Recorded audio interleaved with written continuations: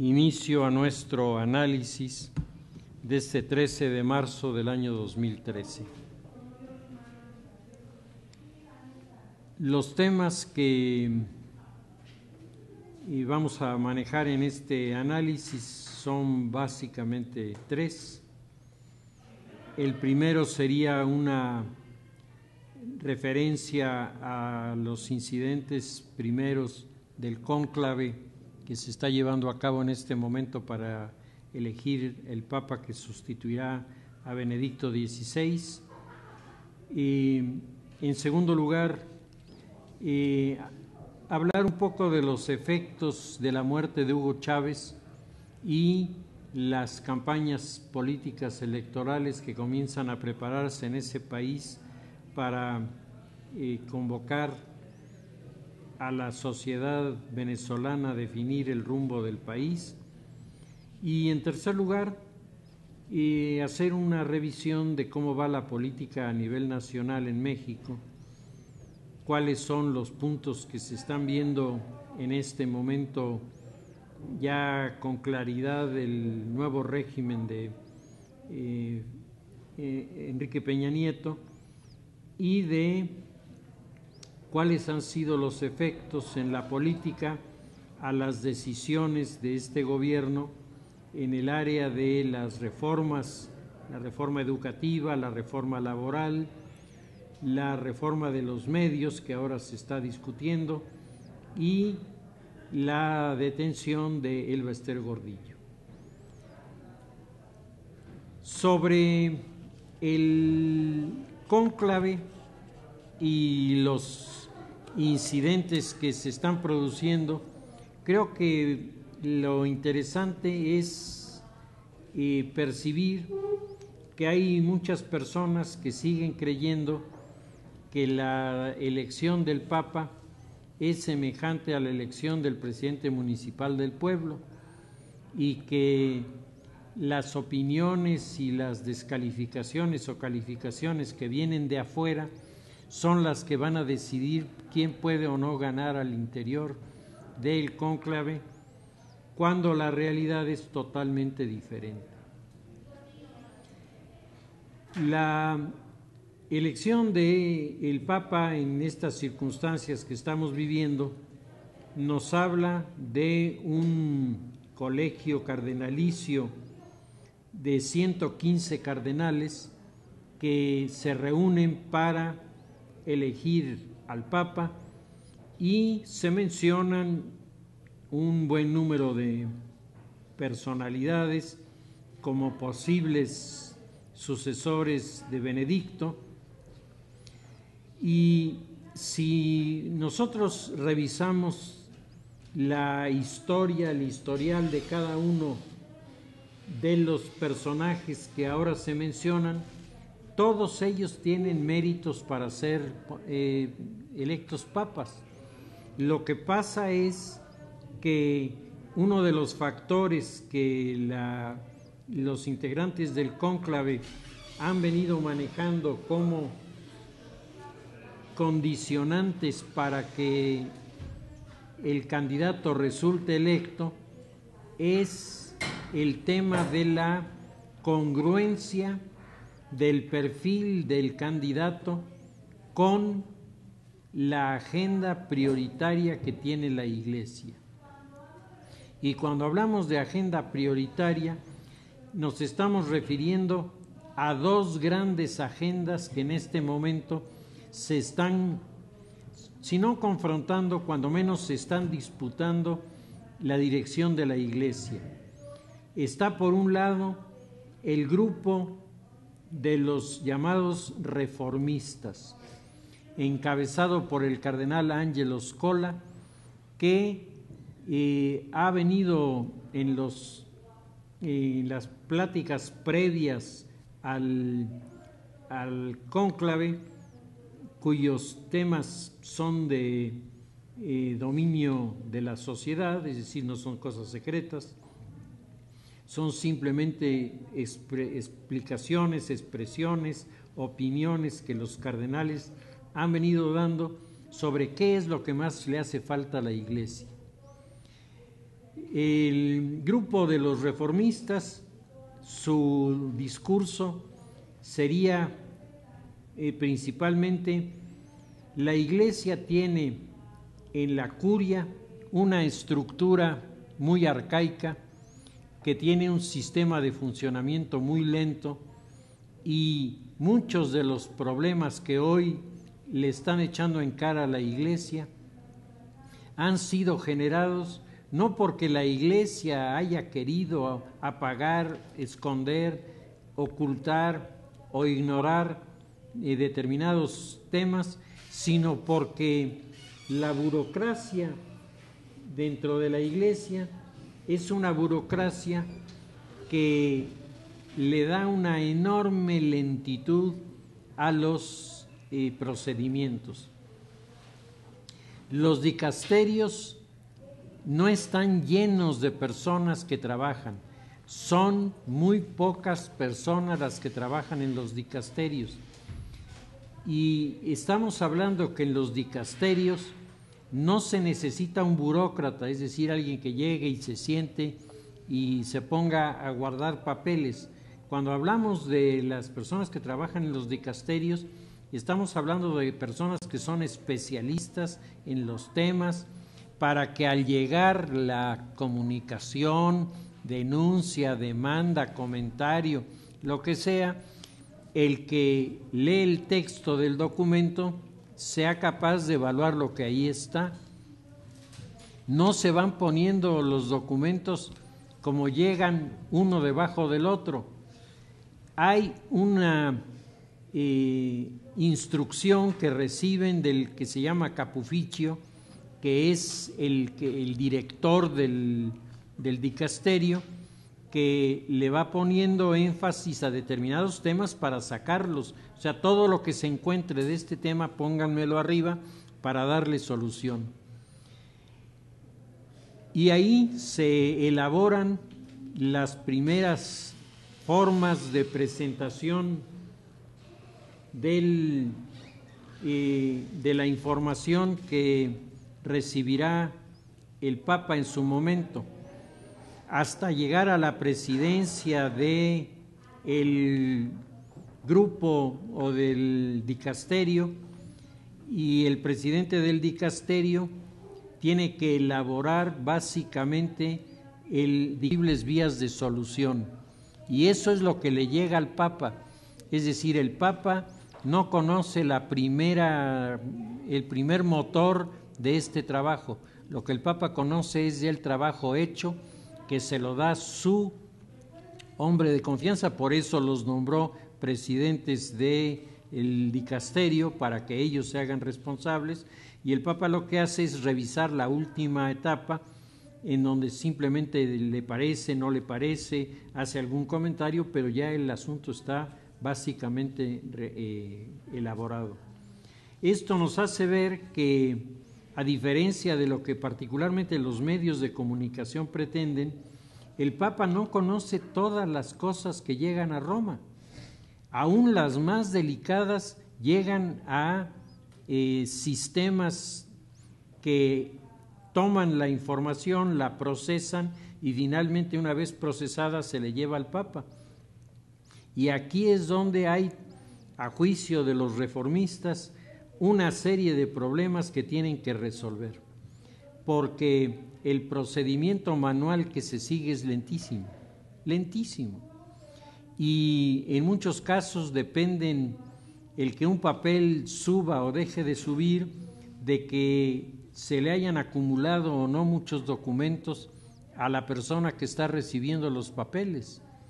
Y entonces el cardenal Scola dice: la Iglesia no puede seguir siendo sorprendida por las informaciones. La Iglesia tiene que estar al día de la información, y para eso vamos a necesitar hacer cambios, y cambios muy serios.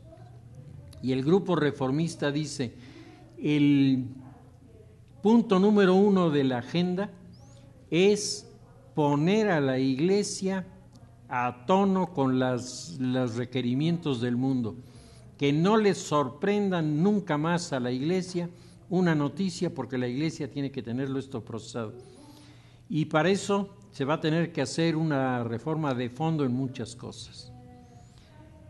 La otra línea es la línea de los pastoralistas. Los pastoralistas están de acuerdo en que la reforma es necesaria, pero para ellos la reforma pudiera ser el segundo o el tercer punto. El primer punto es la aceptación de que la Iglesia necesita resolver el enorme problema que está significando, sobre todo en América Latina, en África y en Asia, la pérdida de católicos que se van atraídos por otras opciones religiosas, sobre todo las sectas. El ejemplo de Brasil es un ejemplo lacerante. La iglesia brasileña ha venido perdiendo una enorme popularidad y ha venido perdiendo muchísimos fieles que se suman a las cada vez más numerosas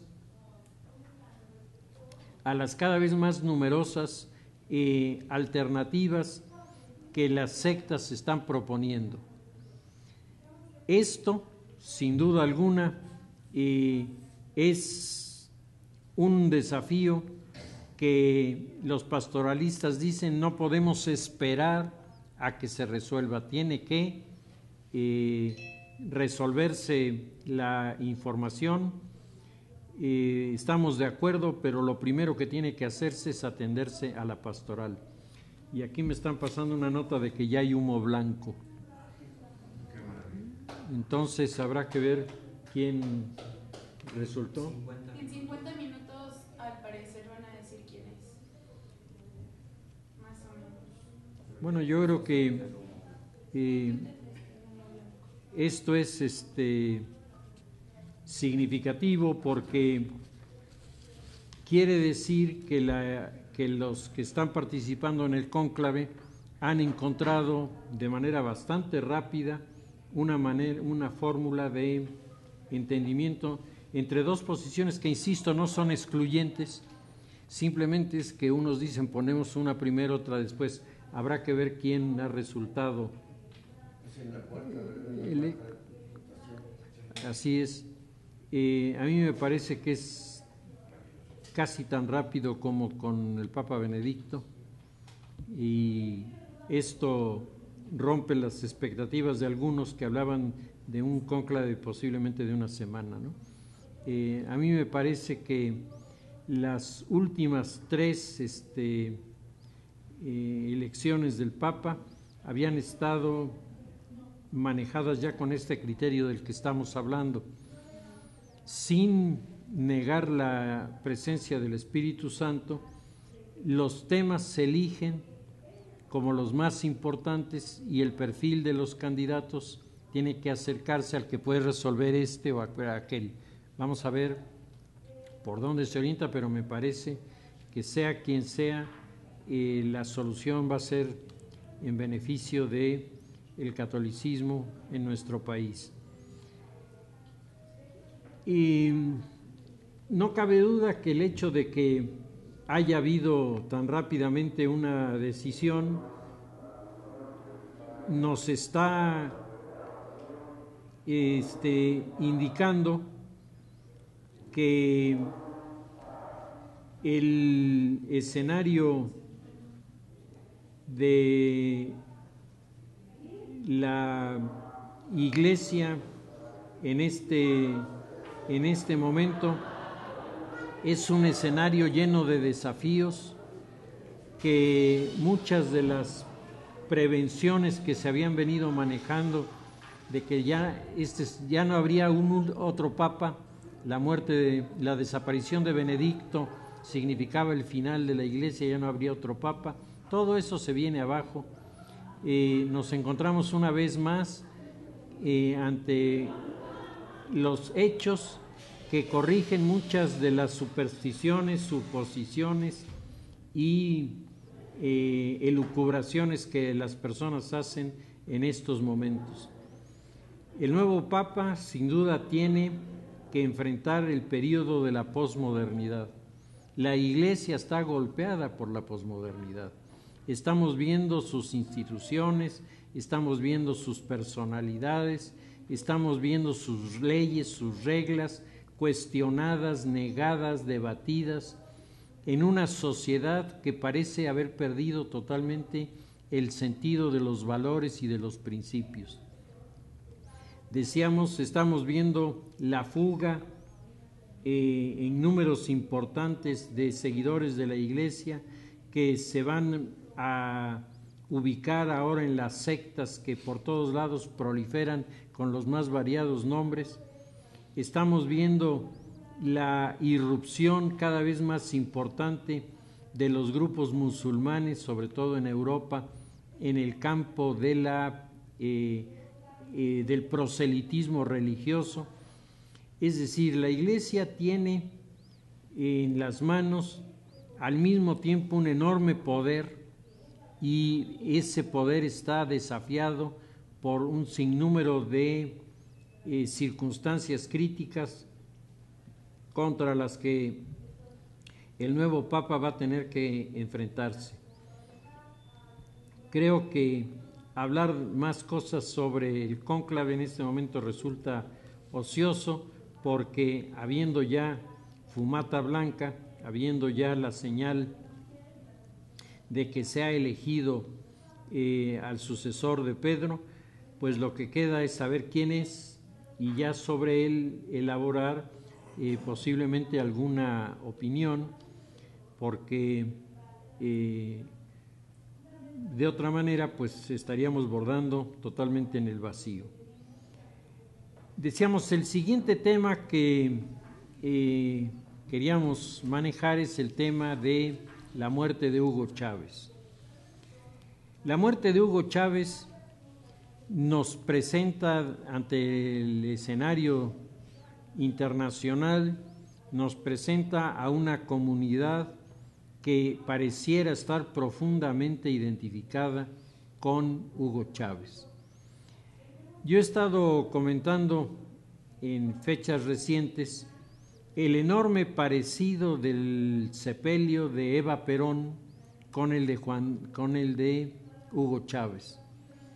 Tengo por ahí algún video en el que se ven las imágenes del armón de artillería llevando el catafalco de Eva embalsamada, catafalco que será robado por los integrantes de la Confederación General de Trabajadores, la CGT, y llevarán al catafalco a las oficinas de la CGT, y ahí permanecerá 2 o 3 años hasta que el catafalco es robado de allí, desaparece y después de años aparece en Italia. Cuando descubren el catafalco en Italia, el cadáver ha sido mutilado, ha sido golpeado con un sable que le ha arrancado partes del cadáver. Lo que habla de un odio especial de quien haya hecho esto, ¿no? Y luego regresa a Argentina, y en la época en la que Juan Domingo Perón regresa por segunda vez a ser presidente de Argentina, y muere a los pocos meses de haber sido electo presidente, bueno, designado, porque él no es electo presidente, es designado por el Congreso presidente de la República, asume el poder su esposa María Estela Martínez, y María Estela Martínez se sometía todas las noches a una, entre comillas, terapia espiritual en la que supuestamente un médium invocaba al espíritu de Eva, tenían el catafalco con el cadáver y juntos pues se ponía María Estela y él quería hacer el traspaso de los poderes. Cosas verdaderamente macabras que resultan casi increíbles cuando estamos hablando de los mandatarios de países importantes, significativos, civilizados, y en los cuales, sin embargo, estas cosas siguen teniendo presencia. Y esto me viene a la mente porque Hugo Chávez también era un frecuente visitante de los santeros, era un frecuente visitante de los médiums. Él creía estar en comunicación no con el espíritu de Bolívar. Él decía que estaba decepcionado porque no se había podido comunicar con Bolívar, pero con Sucre sí. Entonces que Sucre le daba a él consejos y que eso explica por qué, siendo Sucre la figura importante de la independencia de Bolivia, Hugo Chávez el año pasado le dedicó un festival especialísimo porque según él se acababa de comunicar con Sucre y entonces quería halagarlo. Un hombre como Hugo Chávez, que hacía sus operaciones de tipo político invocando a los orishas del vudú, no cabe duda que estamos hablando de un personaje que resultaría como de tira cómica si no fuera tan importante su presencia en Venezuela. La sociedad venezolana está partida en dos. Ese enorme grupo que salió tiene un grupo casi equivalente que no salió, y no salió para no crear una confrontación, pero que sin duda en el terreno de las elecciones le va a plantear todo un desafío a los que están en desacuerdo con la herencia de Hugo Chávez a su vicepresidente Maduro, Nicolás Maduro, que está en este momento tratando de mover las cosas a su favor. La muerte de Hugo Chávez es la muerte de un personaje autoritario. Llama la atención que en la sociedad latinoamericana lo que tenemos no es una vocación, ni un interés, ni una preocupación por implantar la democracia. Lo que queremos es el autoritarismo.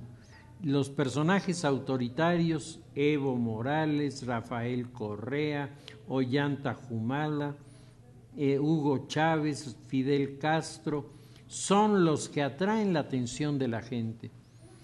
Los que se apuestan por la democracia, los que se apuestan porque realmente haya un juego equilibrado, equitativo entre las fuerzas políticas, estos quedan hechos a un lado frente al populismo de los autoritarismos. Además, el autoritarismo viene acompañado de otro de los grandes atractivos que la política en este momento ejerce en el continente americano, y no nada más en América, yo creo que en África y en Asia es muy parecido.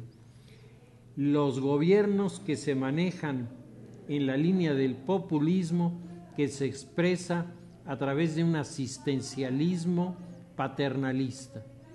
Y entonces tenemos en el caso de Hugo Chávez a toda una red gigantesca de personas que van cada mes a tocar a la puerta de la gente necesitada y le ponen en la mano dinero y le ponen en la mano una despensa, y hasta el próximo mes. Esta gente que eran personas que vivían en la miseria extrema, de repente se encontraron con que ya no viven en la miseria extrema, tienen, digamos, una percepción de recursos que les permite comprar algunas cosas que les hacen falta, la despensa les alcanza más o menos para el mes, y entonces ellos ya sienten que han recuperado dentro de la sociedad una posición. Sin embargo, esta realidad no viene acompañada de procedimientos para capacitar a la gente, para prepararla para que deje de necesitar el dinero que le dan. El modelo del paternalismo asistencialista que nosotros conocemos en México muy bien es el que está planeado para generar el clientelismo. El que recibe el donativo se vuelve cliente del partido político que se lo da. Y de esta manera, cuando alguien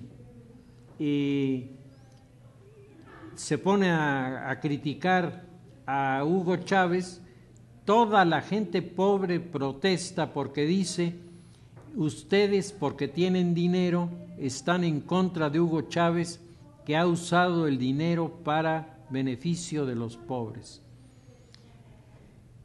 El modelo que Hugo Chávez maneja es un modelo muy parecido al que ha intentado proponer en México Andrés Manuel López Obrador. Un modelo en el que se tomen los recursos de la sociedad para darle dinero a los pobres.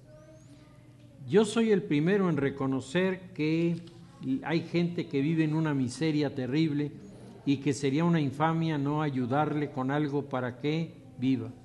Pero me parece que si no queremos caer en el asistencialismo paternalista, tendríamos que hacer que se acompañara esta medida de dar una ayuda con capacitación para que la gente se vuelva productiva. Es decir, no regalarle el pescado, sino enseñarlo a pescar. Tal vez regalarle el pescado en manera subsidiaria durante un tiempo, pero luego saber que él va a poder proveerse a sí mismo. Eso no fue lo que hizo Eva Perón, eso tampoco lo hace Hugo Chávez. Leyendo el libro de Eva Perón, en donde ella hace una explicación de cuál es su papel en la política argentina, ella dice que habiendo tenido en su infancia la experiencia de no tener que comer al día siguiente, ella se ha impuesto a sí misma la norma de que en Argentina no quedará una sola persona que no tenga algo que comer. Y uno dice, digno de aplauso, ¿no? Ahora, ¿cómo le vas a hacer? Y entonces dice Eva, para eso está el dinero del gobierno. Entonces Eva metía la mano en el dinero del gobierno y tenía filas interminables de personas a las que les daba cosas, ¿no? Implementó también programas tan interesantes que después se volvieron de universal aceptación. Eva implementó el Seguro Social, lo que llamamos el Infonavit. Implementó toda una serie de instituciones que luego los países fueron descubriendo que tenían un sentido social importante y los comenzaron a manejar con resultados que a mí me parece que aún con las deficiencias que tienen, son realmente buenos para atender sobre todo a los grandes sectores populares que no tendrían otra manera ni de atender ni de resolver sus problemas de salud. Pero el más grande problema no fue la construcción de las policlínicas, ni fue la construcción de los departamentos para los trabajadores, las casas de los trabajadores, que entre otras cosas, qué diferencia de casas, ¿sí? Yo vi allí en Buenos Aires algunos de los barrios construidos por el peronismo en la época de Eva, y esas son casas dignas, ¿sí? No las cajas de cerillos que ponen aquí para que la gente no sepa ni cómo acomodarse. Ahí lo hacían bien, o sea, esa parte es correcta. Lo que pasa es que la segunda parte, que era meter la mano ya en los recursos y comenzar a repartir, provocó la quiebra de la economía de Argentina. Y entonces, Juan Domingo Perón, que era el presidente, comenzó a endeudarse y endeudarse y endeudarse y endeudarse, y cuando muere Eva muere a la semana de que Juan Domingo Perón ha sido reelecto presidente, todavía ella votó por Juan Domingo Perón y murió una semana después. Cuando muere Eva Perón, los recursos del gobierno estaban terriblemente reducidos y su capacidad de endeudamiento estaba a tope, entonces ya no podía pedir más dinero y entonces de repente, y eso es lo que le puede pasar a Maduro, de repente Juan Domingo Perón comenzó a retirarle a la gente los recursos que Eva les daba y para resolver el problema de la reacción acusó a sus adversarios políticos de que estaban provocando esto, cosa que era totalmente falsa, desencadenando una situación de confrontación social que se volvió verdaderamente terrible porque la gente pobre creía lo que le decía el gobierno. Yo no te puedo dar porque los ricos me lo están impidiendo. Entonces eso polarizó la sociedad argentina de una manera terrible hasta que el asunto salió a flote y apareció la incapacidad del gobierno para seguir manteniendo el ritmo de repartición de dinero porque ya no tenían de dónde sacarlo. La herencia de Hugo Chávez es muy parecida a la de Eva Perón a Juan Domingo. Le deja un capital político importante. Eso sí se lo deja y lo vimos en esta manifestación popular. Pero junto con eso le deja un endeudamiento brutal y le deja la economía en calidad de desastre. Y a mí me parece que Maduro, como en su momento Juan Domingo Perón, no han aquilatado lo que significa esta situación. No se han dado cuenta de que el conjunto de recursos que se habían venido manejando para repartir ya no lo van a poder mover y que la gente que estaba allí porque está esperando que en la próxima semana le toquen a la puerta y le digan aquí está tu dinero. ¿Qué va a pasar si no le pueden tocar a la puerta? ¿Y qué va a pasar si le tocan a la puerta? Porque a lo mejor Maduro toma la decisión de seguir gastando dinero a como dé lugar para mantener sobre todo la posibilidad de ganar la elección que va a tener lugar de inmediato. El escenario no es nada sencillo, el escenario es muy complicado y junto con este problema de la sociedad venezolana está, decíamos la semana pasada, el problema de la sociedad bolivariana. Le va a seguir dando dinero Venezuela a Bolivia, le va a seguir dando dinero a Cuba, le va a seguir dando dinero a Nicaragua, le va a seguir dando dinero a Ecuador, le va a seguir dando dinero al Perú, le va a seguir dando dinero a Argentina. A mí me parece que el horno no está para bollos, que la situación de la economía argentina es crítica y que si no se maneja con mucho cuidado, la consecuencia puede ser un desastre de la economía con resultados que pueden ser desastrosos para ese país. Y la inquietud, por lo menos la que yo tengo, es si Nicolás Maduro es consciente de esto. Es decir, si él sabe que si se excede en ciertas cosas, los efectos pueden ser demoledores en su contra y en contra del pueblo de Venezuela, indiscutiblemente.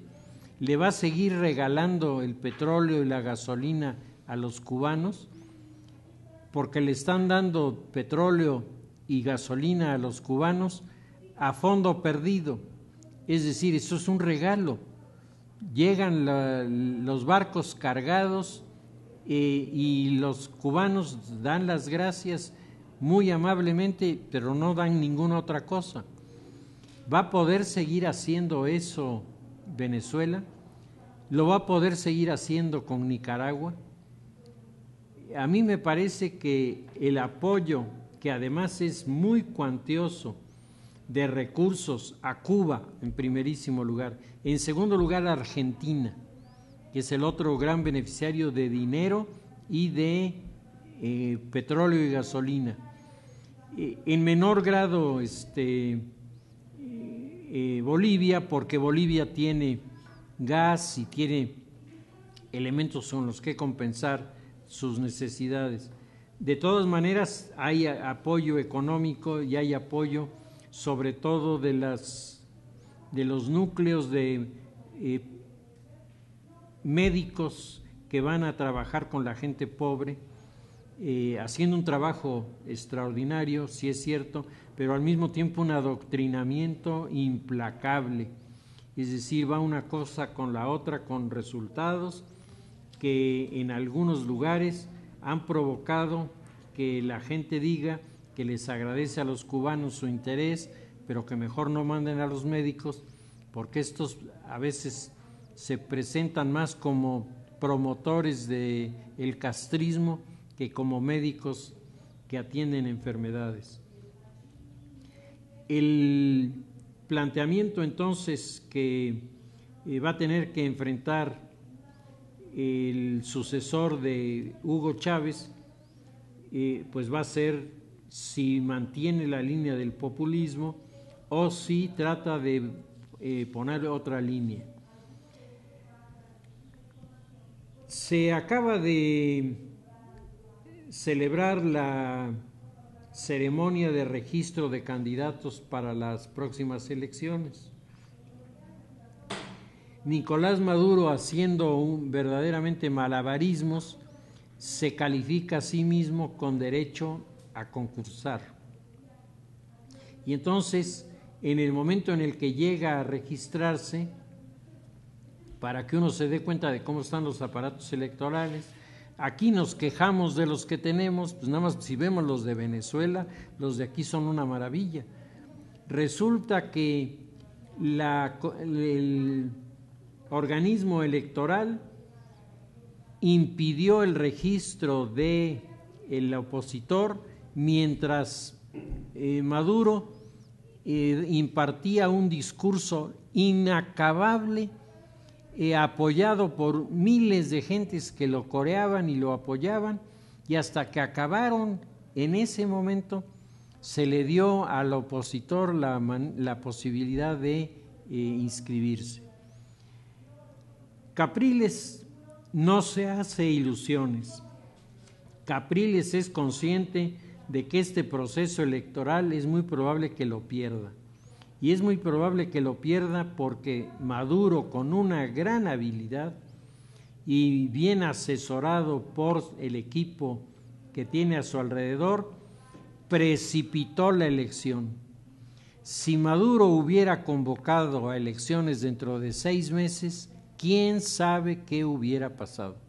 Porque en 6 meses estos problemas de los que estamos hablando van a salir, van a brotar, y entonces vamos a ver de qué está hecho el chavismo en el terreno de la economía. Pero Maduro, anticipándose a esto, convoca a elecciones a un mes.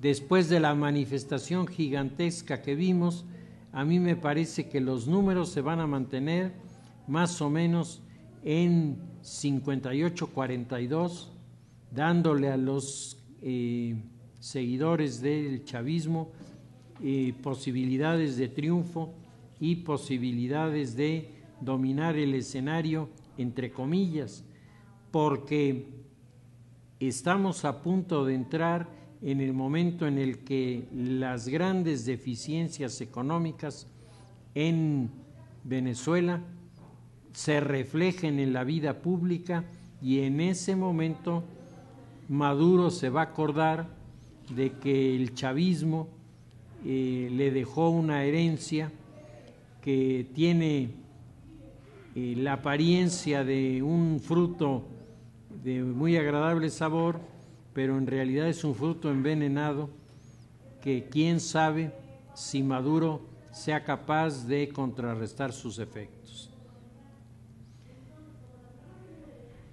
Finalmente, tocaremos el tema del Partido Revolucionario Institucional y sobre esto quería comentar que se han publicado varios artículos editoriales en diferentes periódicos en los que se hace alusión a la situación actual del Partido Revolucionario Institucional.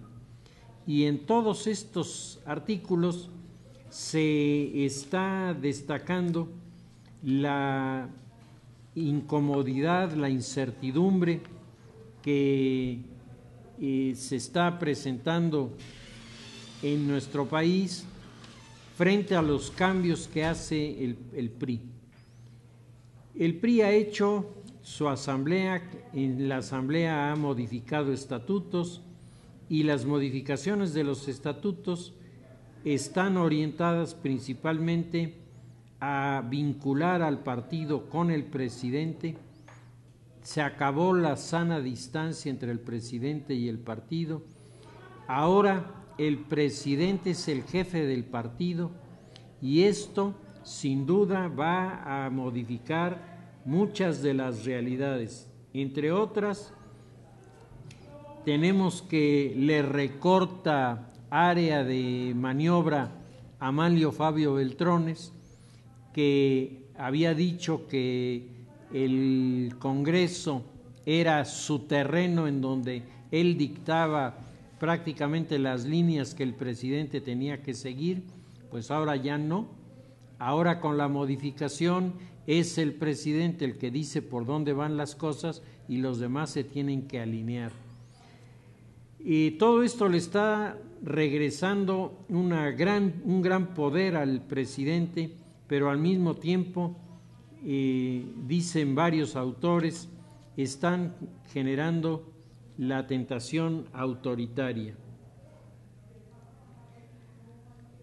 José Ramón Enríquez hace una referencia a la aparición del autoritarismo, citando a la escritora alemana Herta Müller, que decía en uno de sus trabajos, escrito en 1992, que quien no cuenta con la experiencia de una dictadura en su biografía no es capaz de imaginar nada parecido, sea por desconocimiento o con intención expresa. Y dice el autor José Ramón Enríquez que en nuestra América, donde parecía superada la época de dictaduras y Cuba resulta una reliquia triste de un socialismo real que ya nadie desea y mucho menos defiende desde la izquierda, vemos resurgir el fervor por el autoritarismo caribeño, tanto en las figuras de los santones octogenarios como del presidente Chávez, de quien se espera la resurrección para que entregue en el monte Sinaí los mandamientos bolivarianos al sucesor elegido.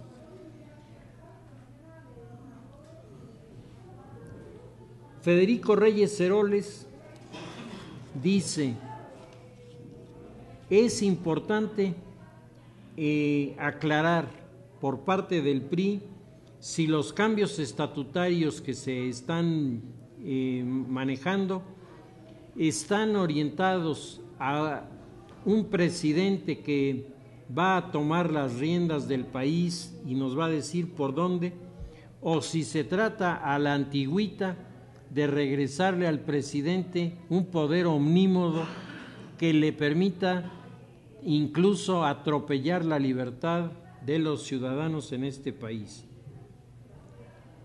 César Camacho, en un editorial del día 1 de marzo, nos recuerda que los partidos políticos del mundo entero están en crisis.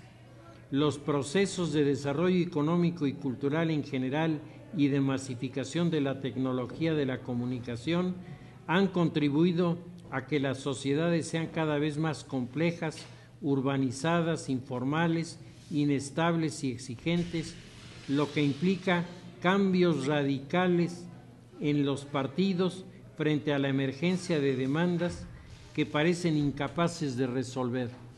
Bueno, esto que está diciendo César Camacho, está totalmente emparentado con el Partido Revolucionario Institucional.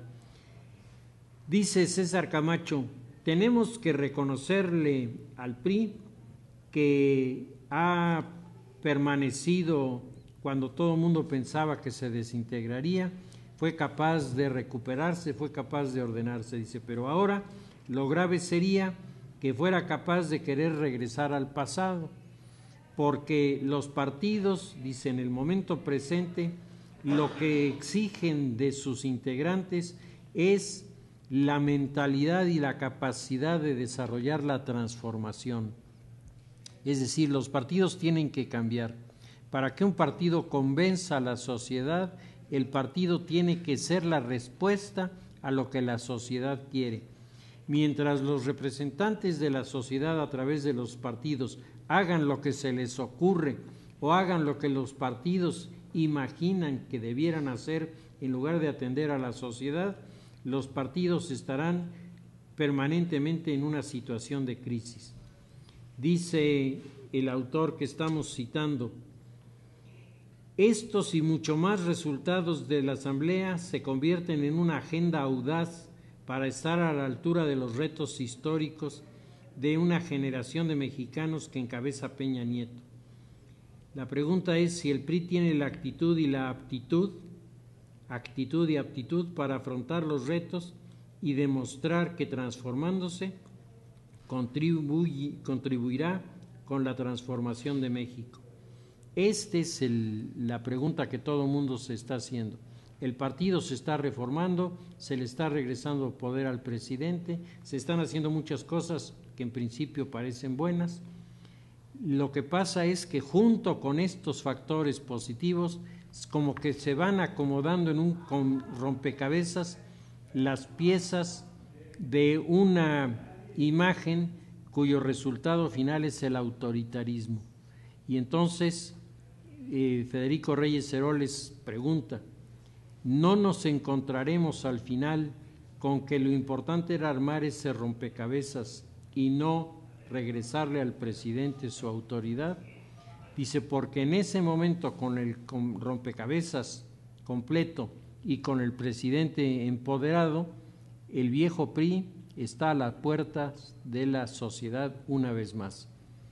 Pues yo creo que esto es uno de los temas que está polarizando muchas de las opiniones que en lo particular están presentando analistas, editorialistas, columnistas, que se preguntan hacia dónde van los cambios que se están produciendo y si estos cambios mantendrán su puntería original para hacernos más competitivos o si por el contrario se trata de crear las condiciones para que el presidente y su partido, como en el pasado, vuelvan a tomar las riendas de la sociedad y hagan lo que quieran sin que nadie les pueda decir nada, porque ahora hasta los medios de comunicación resulta que les son favorables al nuevo gobierno, a diferencia de lo que ocurrió en los dos regímenes anteriores. Pues si les parece, dejaremos nuestro tema allí y el resultado del cónclave pues seguramente nos hará dedicarle el análisis completo de la semana próxima a este tema por la trascendencia que precisamente tiene.